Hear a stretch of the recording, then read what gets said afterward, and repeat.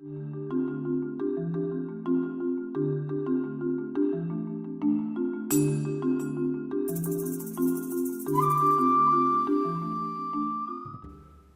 world has become a global village, and English has become a global language. And at the same time, we seem to be crying over the alarming reduction of linguistic diversity, of cultural diversity. Are we going, in the next 50 years, as some are predicting, to be speaking English, all of us, to be culturally the same, linguistically the same? What would we have brought to this world by homogenizing everybody? What's so new about that? What's so modern about that? What's so developed about that? We know today that about 50% of the world out-of-school children are in communities where the language of schooling rarely, if ever, is used at home. What do we do with the majority of the population that is being left behind? We have ample evidence around the world to show that multilingualism is more of an asset. Besides being a normality, it is also an asset.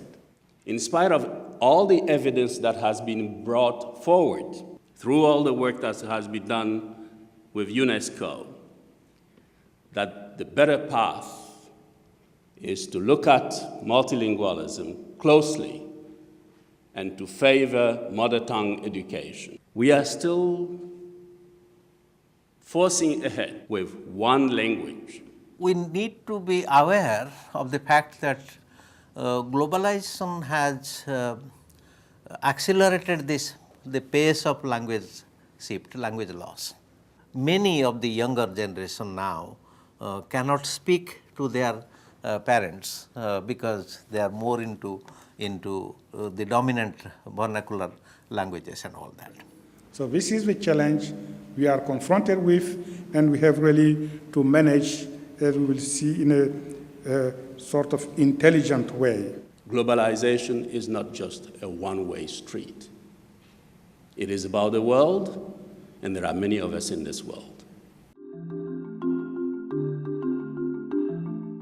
I think there's an important lesson to learn from Sri Lanka, and whenever people talk about Sri Lanka, they typically talk about negative things about the place, and I think there is also a positive story to tell in its education system, and one aspect of it that I've been involved with myself. Effectively, you've got 3 languages across the country, 2 scripts, and you have this kind of linguistic landscape everywhere, an interesting distribution of literacies and literacy. And in this context, you have also had a really deep and conflicted politics around language, like in very few other places in the world.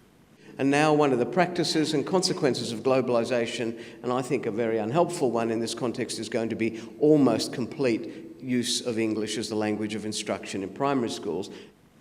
Preparing for independence in the 1940s, the State Council, which was the semi-governmental body created by the British to prepare the ground for independence, was debating what kind of nation would we be. Would we be an English-only Sri Lanka or Ceylon? Would we be a Sinhala-only Ceylon? Or would we be a Swabhasha bilingualism country, meaning both of the national languages, Tamil and Sinhala? And this was unresolved, but one very, very important thing was adopted, the Free Education Scheme of 1945 by Kanagara. And the reason that's important is because it said that free education would be delivered in the mother tongue of learners, that Tamil children had a right to learn in Tamil, Sinhala children would have a right to learn in Sinhala, children who spoke English or Dutch or whatever other languages there were at the time, or Malay, would have the right to have their basic literacy in those languages. This fundamental in a way, under the radar change was allowed to persist even under the official Sinhala legislation of 1956. The Kanagara measures were kept in place. So for primary and secondary schooling, children learned in their mother tongue. And what were the effects of this? If you compare using the UIS statistics, and if you look at the recent in-year comparisons, it underscores the amazing achievement of Sri Lankan education despite 3.5 decades of extraordinary fighting. As you can see, male literacy rates are proportionately higher for all of the 4 countries rather than female rates, except for Sri Lanka.